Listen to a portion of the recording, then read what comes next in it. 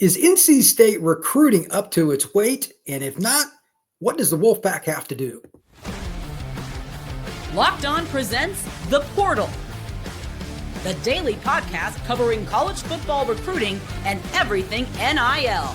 Part of the Locked On Podcast Network. Your team every day.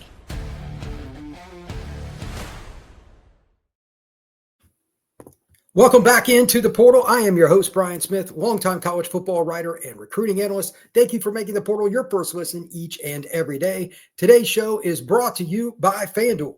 Super Bowl 59 is here, and there's no better way to make every play more exciting than with FanDuel Sportsbook. New customers can bet just $5, and if you win, you'll score $200 in bonus bets. Download the app or head over to FanDuel.com to get started. Like I said in the opening, today is all about the NC State Wolfpack. Do they have what it takes to get back on track? Well, to find out, we've got the host to talk it all up, Grayson Boone, Kenton Gibbs. Gentlemen, thank you for joining. This past season, from start to end, didn't give me warm and fuzzies, man. Whoever wants to start, did either of you see the lackluster effort coming in, like from game one? It just like you're like, okay, this. When did you know that this wasn't going to go well? It might have just been game one, actually. We played Western Carolina in the Thursday night opener, and we were struggling to get any push up front, struggling to hit wide open wide receivers. And Kent and I kind of knew right then that, if this doesn't get ironed out pretty quickly, it's going to get ugly. Game two against Tennessee on a national stage, 51-10, and then so on it went. But very disappointing year for the Wolfpack, especially when the expectations were relatively high. A lot of the coaching staff was talking about an ACC championship appearance in 2024. Did not end up anywhere close to that. So it was an unmitigated failure in Raleigh for 2024. Some silver linings, but the overall gut feeling was it was a major letdown. Kenton, you're muted. It became clear to me in game two. You see, that was the big NC State lobby trying to silence me right there. I love my Wolfpack. I gave 3 attendance for the team. Don't try to silence me now, Dorn. I love you, brother. But in all seriousness, it became clear in game two to me that, hey, this team didn't have it. And let me tell you why. It wasn't just that Tennessee dominated. Because I had said coming into that game, Tennessee's a phenomenal team. They're a phenomenal team. They're not perfect, but they're a phenomenal team. It was the fact that you struggle with basic procedural things against Western Carolina, and then you also struggle with those things against Tennessee, which is like, okay, now this is not just a happenstance, you coming out the gate slower, you sleepwalking through this game. This is who you are. And that's who NC State was through a lot of the season.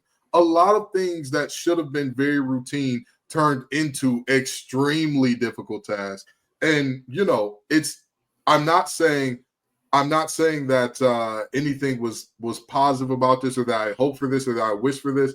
But the moment that you saw Grayson McCall go down the first time, that light kind of came on like, oh, man, this season might just be fried, dyed, and laid to the side. But that Wake Forest game, that hit was clear like, okay, this season, it's a wash. Go ahead. Let's throw this thing in the trash, and we'll see what we got next year. Hopefully we get some young guys playing well, which we did. But objectively speaking, Grayson and I talked about it off air and even on air a bit. After game two, it was clear because, again, it wasn't just that Tennessee's a better team than you and that's why they're dominating. It's also that you can't complete a basic 5-yard dump off. In 2 straight games, you had interceptions come within 5 yards of the line of scrimmage. You cannot have that happen against, with all due respect, the mighty Western Carolina Catamounts. You cannot have – Catamounts is a great name. Go Cats. You cannot have that happen against anybody. You cannot have that happen against Tennessee. So, I knew at game two, we were in for a rough year, but, the injury situation at quarterback definitely didn't help because while C.J. Bailey took steps, got better by the end of the season, was definitely a silver lining, he still had those freshman moments where it was like, for example, the end of that Wake Forest game, the interception that ended it, it was just like, well, that was it. I'm telling you, it was uglier than watching a Cadillac go off the side of a cliff, man. With Megan Thee Stallion inside, that's something you never want to see.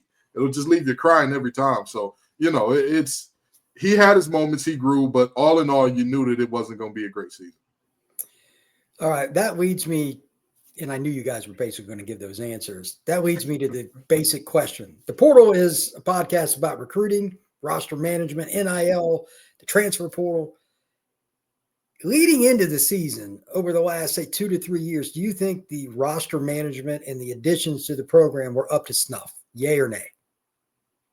I mean, I think you'd have to say no because of the way that specific things went down last year. Like not to throw him under the bus, like running back Jordan Waters, for example, he was supposed to be a premier function of the offense.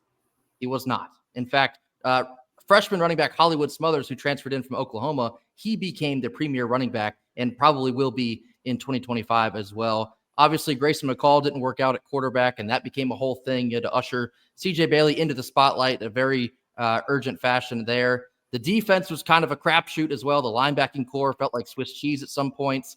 The defensive line really struggled at times to get any pressure into the backfield outside of Davin Vann, who was a superhuman. But yeah, I mean, overall, I think, well, let me phrase it to you this way. The main point of emphasis for this offseason was retention of a lot of the talent you brought in from last year's portal class. However, I think they brought in a lot of talent from last year's portal class. Guys like Noah Rogers, just to name one, who's a premier wide receiver at Ohio State, comes back home to Raleigh. I think he'll be a stud in 25, but retention was the number one priority for this season. But specific parts of last year, definitely a miss. I would say if you're talking at the totality of the past few years, absolutely the incoming guys from the portal have been net positives. The only part that hurts is we've had net negatives at the most important position in football, the quarterback position. I mean, you talk about the additions as a whole, right? Grayson just mentioned Noah Rogers, but you know who had more receiving yards than him last year, who was NC State's leading receiver? Our wonderful tight end, Justin Jolie. Holy Jolie touchdown maker. That's who he's been ever since he's been here. When they look for him, he does great things with the ball. Hollywood Smothers, a guy who also was added in the portal. He can go, okay? He can go. Some people call him Hollywood. Some people call him Hellywood because he looked like a Hellcat with the ball in his hands. But he can go. He can absolutely do it. And then you look at some of the other transfers that have played very good ball, even if they're not there anymore, like a T-Mac Cooley and company. There were plenty of transfers that were bought in that did good things. So by and large, more often than not, the transfers have hit.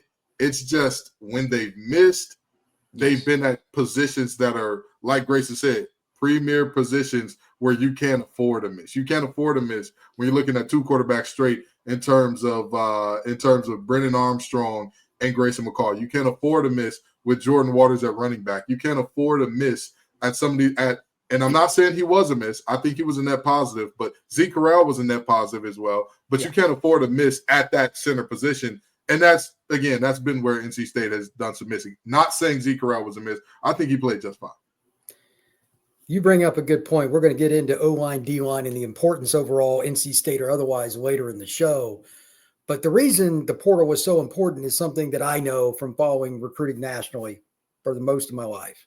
NC State, in my opinion, does not recruit out of the high school ranks like they should, especially as compared to how much they have a humongous fan base and pack that place. Like, their recruiting class was ranked 44th. Look, man, I mean, there's no excuse for that.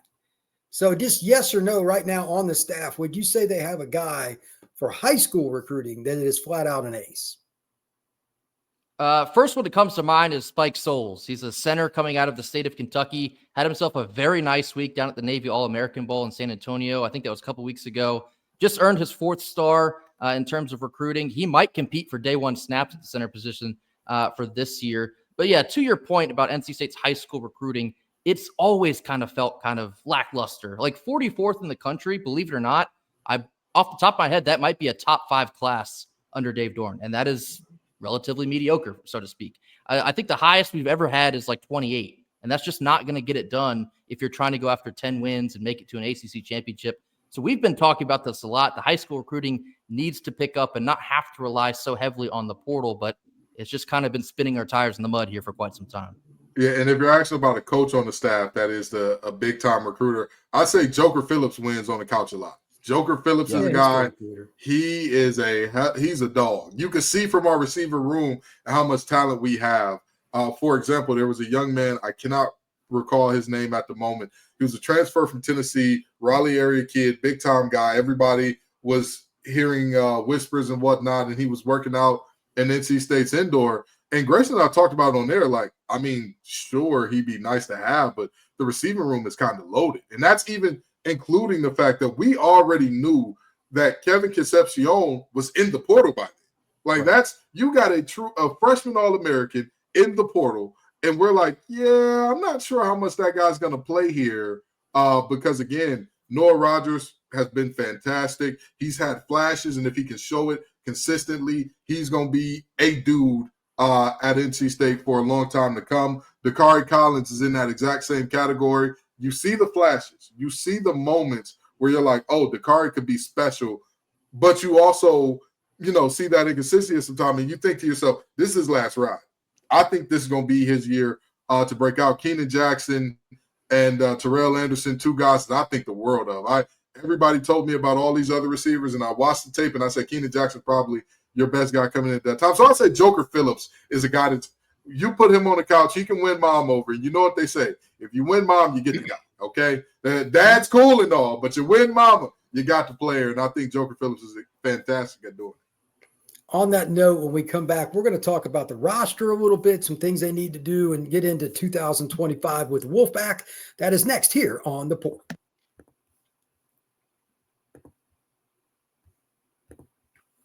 This message is from our sponsor, Intuit TurboTax. Taxes are waiting and wondering and worrying if you're going to get any money back, then waiting, wondering, worrying some more.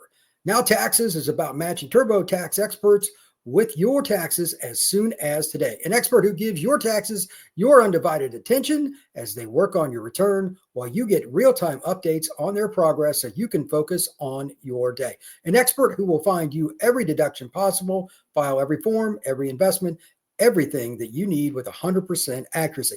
All you have to do at that point is get the most money back, guaranteed. No waiting, wondering, or worries. Now this is Taxes. Get an expert now at TurboTax.com. Only available with TurboTax Live full service. Real-time updates only in iOS mobile app. See guarantee details at TurboTax.com/guarantees.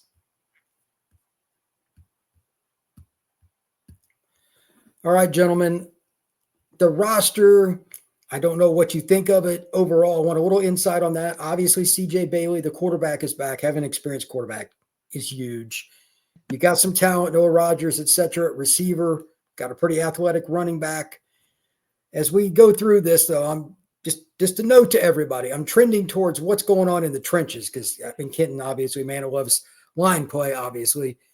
Where does NC State stand? What do they need to do to add to the roster? Because for those who don't know, the portal opens up again for like 10 days or something like that after spring ball. What do they still need to add to have, quite frankly, a much better 25 than they did 24? Yeah, yes. I'd say you go ahead. Oh, no, you got it, Grace. I was going to say the biggest focus for NC State, I already told you, was on retention, and the majority of that meant the offense. You bring back CJ Bailey, the running back room, the wide receiving room. You bring back some of your linebackers, some of your kids in the secondary. However, offensive line and defensive line were the two biggest position groups that needed a lot of love out of the portal. They made quick work and picked up a couple of offensive tackles, like the first or second week that the portal was open. In my opinion, though, NC State still needs to look out for defensive linemen, and hopefully they'll add a couple there in that spring window. It was defensive lineman and linebacker also. The defensive side needed a lot more love than the offensive side of the ball, but if I had to pick one in particular, I need more defensive linemen in Raleigh. Yeah, for me personally, I know we're talking trenches. We need better off-the-ball linebackers. I mean, Grayson and I talked about this a ton last year.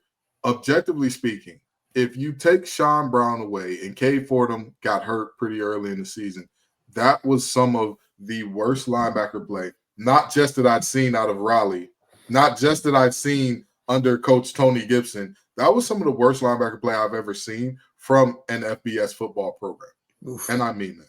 And I mean, I was routinely saying to myself, we do a thing called Locked On Look of the Week, and Grayson and I continually had to say, we can't do that play because it did just be dogpiling on this player. And it was always a guy in the linebacker room that we were like, we've already talked about the fact that he's bad. We've already talked about the fact you can't miss this tackle. You can't inappropriately fill this hole. So I think the linebacker piece is important, but I agree with Grayson. At the end of the day, ACC, SEC, Big Ten, doesn't matter. Big Sky, it does not matter. You cannot have enough good big guys. And I think that NC State helped themselves tremendously on the offensive line. I really do. And when I say this, I'm not saying this with my NC State glasses on. I think Teague Anderson is one of the most underrated pickups of all the portal. I think that he's a special, special guy that had he stayed at Utah State, he was going to be somebody's 6th or 7th round pick next year. That was going to be that guy that ends up starting and playing at a high level in the league a year from now. And you know how that always goes. It's always a lineman because they don't get the love, they don't get the hype, all that good stuff. But defensively, I'm looking for a little bit more. Don't get me wrong. I know the JUCO guy that we got as an edge rusher is a big deal. He's going to be special. I think that he could be a lot like what Red Hibbler was for us when he first got there. Really good quick twitch guy off the end. I know that Trey Thomas is a guy. He's going to play the bandit position in that hybrid 3-4. That's your most walk down linebacker, the guy that's going to be asked to set edges and rush passes and all that. But I think that we need a little bit more in terms of depth because top end talent is not what you fill out in the spring portal. We all know that. Right. Normally the top end talent is gone in the winter portal. If you didn't get it, too bad, so sad you missed it. But the spring portal is where you can fill out that depth, which is what I like to see. Brandon Cleveland is an animal on the inside. He's homegrown. He's NC State through and through, has played all of his years at NC State. He is a dog on the inside. The best defensive lineman. You and I both know this, Brian. You ain't playing more than 40 snaps, maybe 50 a game. If you're playing 50, you're in trouble. I was about to say, but the interior D lineman is playing 50. I can tell you now, as a guy who prided myself being in shape, it ain't a good sight. So we need more depth on the interior defensive line, and if possible, obviously more top end talent. But again, it's the spring portal. You're probably not going to get a ton of that. Okay, that's fair. With that, this is where it gets interesting. I haven't looked at NC State's schedule for next year. Tennessee starting out this past year.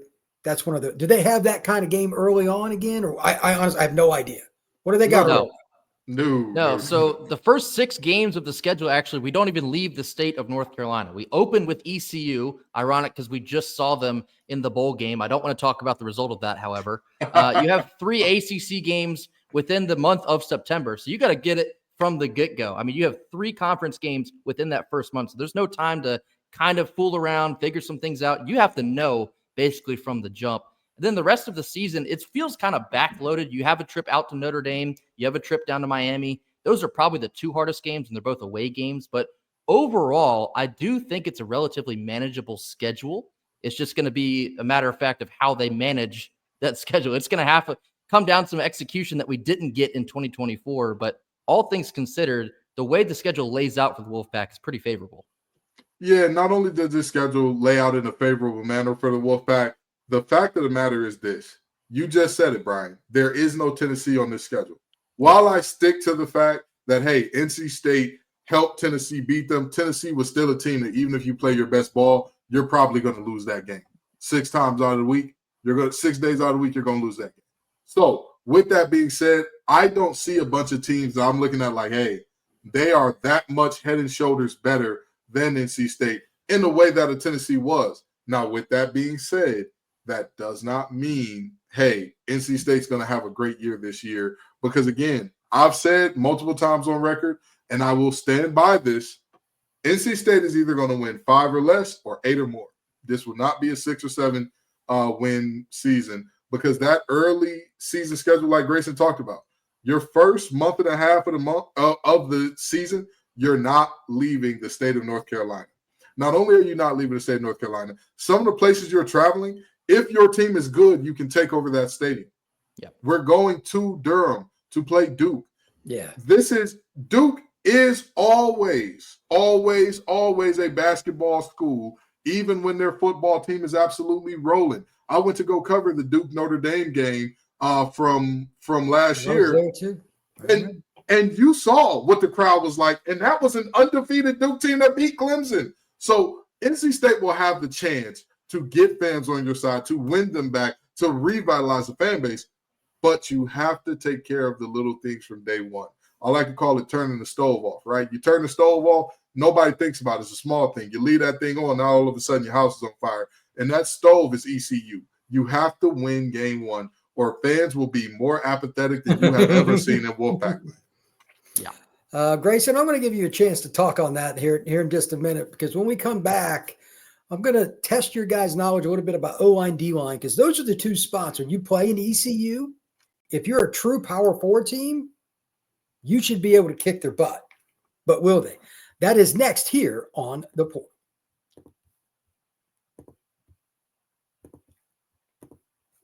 Super Bowl 59 is here. One game, two teams, endless possibilities, and there's no better way to make every play more exciting with FanDuel Sportsbook. Whether it's predicting the first touchdown, calling the MVP, or even betting on the coin toss, FanDuel makes it easy to get in on the action. With live betting all game long, you can adjust your bets as the game unfolds and feel the thrill from the kickoff to the final whistle. Live betting feature allows you to stay involved no matter what happens on the field, and the app is super easy to navigate. Plus, knowing that you can place a $5 bet and potentially win $200 in bonus bets for the Super Bowl, that's the icing on the cake. Download the app and head over to FanDuel.com to get started. Bet just $5, and if you win, $200 in bonus bets. That's FanDuel.com. Bet with FanDuel, official partner of Super Bowl 59.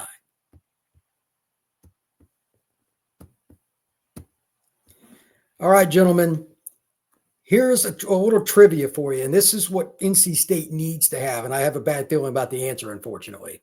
The Final Four teams in the college football playoff were Texas, Penn State, Notre Dame, and Ohio State. That means they had 20 in total starting offensive linemen between those four schools. Just generic guess here. How many of those offensive linemen, this is what I was told, I assume this is accurate, but sounds like it would be with those programs. How many of their offensive linemen are homegrown, meaning they recruited them out of the high school ranks? Combined out of those 20, how many were recruited directly out of high school to Texas, Penn State, Notre Dame, or Ohio State? I know Notre Dame had to start multiple true freshmen. So I know that number for them would probably be – I don't think they had a single transfer on that offensive line. So I'm going to say 5. That is correct. That is I'm correct. going to say 5. I think Georgia had – No, Georgia wasn't Final Four. Oh, I'm sorry. Not Georgia. We're looking at Texas. Texas, I want to say Texas had 1 transfer. I want to say it had 4 starters homegrown. Am I correct there? I believe so. Okay. Let's see. You didn't think we'd pontificate this, did you? Here's a fun fact, fans. He did not tell us this before, so we're knowing a little bit of ball. This is a hard question, but this shows you why recruiting is important. I don't think Penn State had a transfer. I think Penn State was 5 for 5. And either Texas or Ohio State had 1. Bottom line, I was about to say Ohio State. I knew Ohio State had 1. Yeah. Okay. It's 19 of the 20 were homegrown. I was going to lock in 17. I would have been close. Okay. Yeah. So that just shows you that. Now, top of your head, last year, how many were starters for NC? Obviously, the kid from Notre Dame started at NC State, Correll. Did they have any other starters from the portal? Technically speaking, Anthony Belton was a transfer because he was a JUCO guy. So I'm not sure if you count that or not. That's kind of a wild card because that's basically the same thing. But okay, yeah. But other than how many of their homegrown offensive linemen have panned out? Define panned out. You mean? Well, I was going to say, what do you mean by panned out? Because I will say this: NC State has done a fantastic job in player development. One of the best in terms of player development in America. But it's like we talked about earlier, right? It's like, what does panned out look like for a 3-star? Does that look like you become a solid starter at the Power 4 level? As opposed to a panned out for a 5-star, congratulations. You're holding the jersey, shaking Roger Goodell's hand, which is something that NC State has not had on the offensive line. You know what I mean? Like the Sanders kid from Charlotte, I was told that NC State was never seriously in play there. You know, and that's the type of situation. That's the type of situation that you're looking at here, where, you know, that's a kid that's local. He is like, you can have no argument for which program can develop you better, which program has most stability, which program has all the things you look for in the state of North Carolina. You want to play those big games, you want to play on the nationally televised games. No program in the state of North Carolina can give you that like NC State, and yet your best players are like, We aren't even, what are you doing, little guy? Get out of here, man. So, I mean, if you talk about panned out for 3 stars, I think plenty of them have. The problem is we need more of those Spike Souls and company to come along, because with those guys and Thunder in the weight room and Coach Touche, I get to salivating thinking about all that, those massive bodies and what they can do, how they can move some furniture around in there. But we need the guys first in that equation. Yeah. Well, I mean, to Kenton's point, we had a decent run. I'm talking like 2017 to like 2022-ish of linemen getting drafted. Like Ikem Ekwonu plays for the Panthers now. He was a first-round pick. He was a beast for NC State. But since him, Garrett Bradbury was a guy I played with. Yeah. He got drafted first round by the Vikings. So, yeah. But since those type of guys, we've been severely lacking up front. And to that point, if you can't get, superior play up front, when you even play a team like an ECU, it's going to be rough sailing. That was my whole point. Because, like, if you look at the teams that made the playoffs, I mean, quarterback play matters and all that, but there wasn't a game where it came down to quarterback play like I thought it would. Like playoffs in NFL is different, because if you look at it, a receiver, they throw a flag. Quarterbacks have a lot more power in the NFL. College is still a little more balanced. It's not completely, but the line was the difference. Like the teams that made it to second round, the teams kept advancing. It was this line play. And then like the D-line, like Notre Dame's D-line was beat up in the title game, and they weren't as good as Ohio State's anyway. Right. And Ohio State won. So, I'll tell you, look at game 2 of the season for NC State. I had talked about Pierce, and I said, hey, this guy, he's fantastic. He's going to be a top 10 pick. Now, granted, I say you need to gain a little weight, and Tennessee fans lost their minds about it. But with that being said, I objectively said the difference between their defensive line and our offensive line is so pronounced. It's such a wide chasm between the talent that they're bringing and what we're bringing. Again, that's why I say if you play that game 7 times, 6 days of the week, Tennessee's winning it, and on the 7th, it's because somebody caught the flu.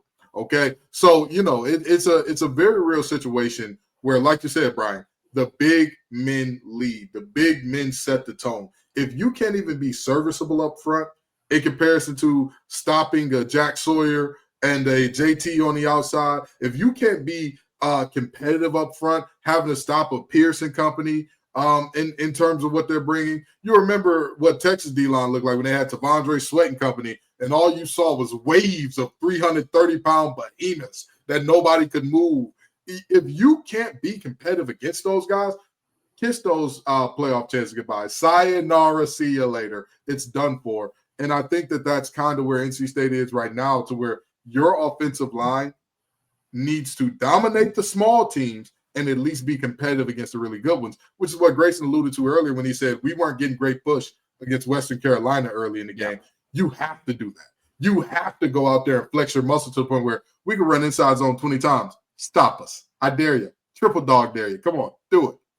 And I'll tell you something else. To that point, I would say the O-line for NC State is the number 1 most important group in the entirety of the 2025 season. More important than quarterback play, the wide receivers, defense, anything. Because we think that the defense may be taking a small step backward, and you might have to see an NC State play like a 2010s Big Ten style where you try and put up like 55 points every week.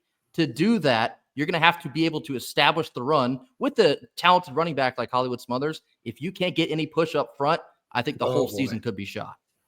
Yeah. Well, your point, Kenton, from what Grayson just said, if you're not running the ball well and you play those games early in the season and ACC plus, if they lose to ECU, I'm going to have you guys on the show the day after. Please for the don't. Entertainment value. I was just about to say, don't call me. Don't call. I'm gonna be buried in a bottle of Hennessy somewhere. Okay, I'll be somewhere crying, listening to Harold Melvin and the Blue Notes, rubbing the picture of Tony Gibson, singing "I miss you, baby." It's gonna be a tough time. I'll get on here and lose our clean rating on YouTube. That's how bad that'll be. Okay, well, that's not good, but I just think it's fascinating because NC State has always been that team that just doesn't quite get over the hump. Yeah. There's a handful of them in college football, and like North Carolina doesn't take football serious. If UNC took football seriously, like it is these days, they would get, and they don't. So why hasn't NC State, who their fans are way more into it, and it just blows my mind. I will say this. UNC has the third biggest recruiting budget in the ACC, behind only Florida State and Clemson.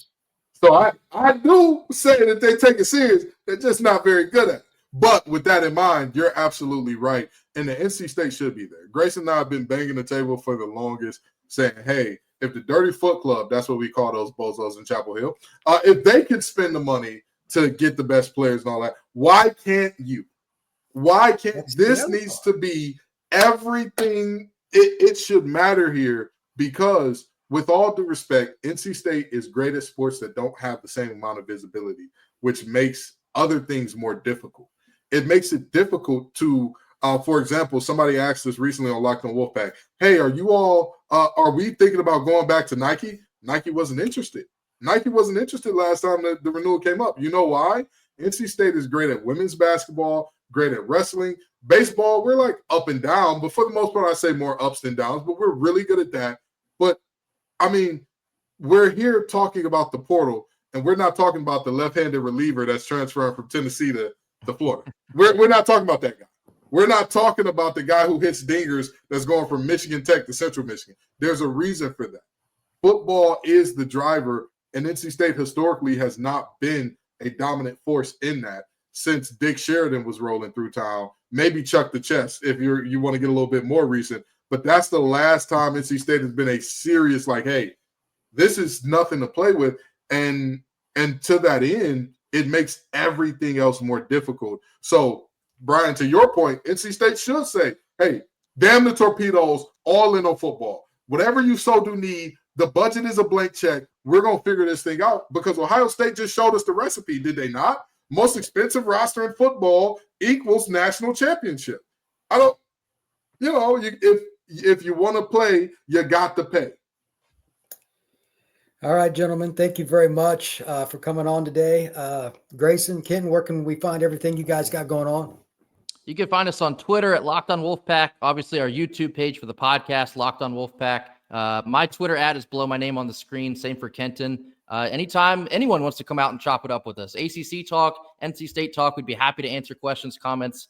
Always open to anyone. And please know, any tweets that you don't like from the Locked on Wolfpack page are from Grayson. That's his fault. All the tweets that you like, all the banger tweets are me. But all the ones you don't like, Grayson. Thank you. You'll know who's who. Thank you very much. Like the show, subscribe, and share this podcast. We'll see you again soon here on The Portal.